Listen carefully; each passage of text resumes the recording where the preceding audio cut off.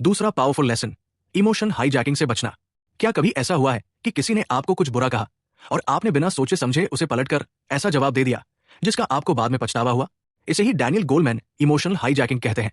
हमारे दिमाग में एक छोटा सा हिस्सा होता है जिसे अमिगडाला कहते हैं। ये हमारे दिमाग का अलार्म सिस्टम है। जब हमें खतरा महसूस होता है तो ये हमारे सोचने वाले दिमाग प्रीफ्रंटल कॉर्टेक्स को बंद कर देता है और हमें लड़ो या भागो की स्थिति में डाल देता है। दिक्कत यह है कि आज के जमाने में शेर या चीते का खतरा नहीं है, लेकिन अमिगडाला को एक ईमेल या पार्टनर की एक तीखी बात भी जानलेवा खतरे जैसी लगती है। परिणाम, हम ओवररिएक्ट कर देते हैं। एक्शन स्टेप्स क्या ले? जब भी आपको लगे कि आपको बहुत तेज गुस्सा आ रहा है या आप घबरा रहे हैं तो 6 सेकंड रूल का इस्तेमाल करें। अमिगडाला का केमिकल रिएक्शन आमतौर पर 6 सेकंड तक रहता है।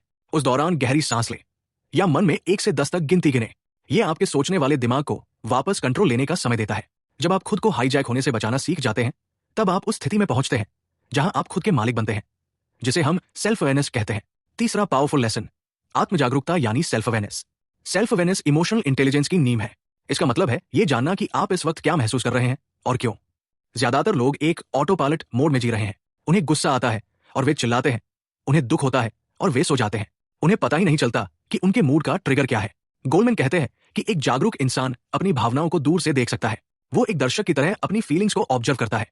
जब आप जागरूक होते हैं तो भावनाएं आपको नहीं चलाती, बल्कि आप भावनाओं को चलाते हैं। एक्शन स्टेप्स क्या ले? दिन में 3 बार, सुबह, दोपहर और शाम, खुद से पूछें, अभी मैं कैसा महसूस कर रहा हूं? अपने फोन में एक रिमाइंडर लगा लें। अगर आप बुरा महसूस कर रहे हैं तो उसके पीछे की वजह खोजें। क्या यह भूख की वजह से है? क्या यह किसी पुरानी बात की वजह से है? जब आप भावनाओं के पीछे का क्यों जान लेते हैं तो उनका असर आधा रह जाता है। एक बार जब आप खुद को जानने लगते हैं तो अगला कदम होता है उन भावनाओं को मैनेज करना, ताकि वे आपके काम में बाधा न बने।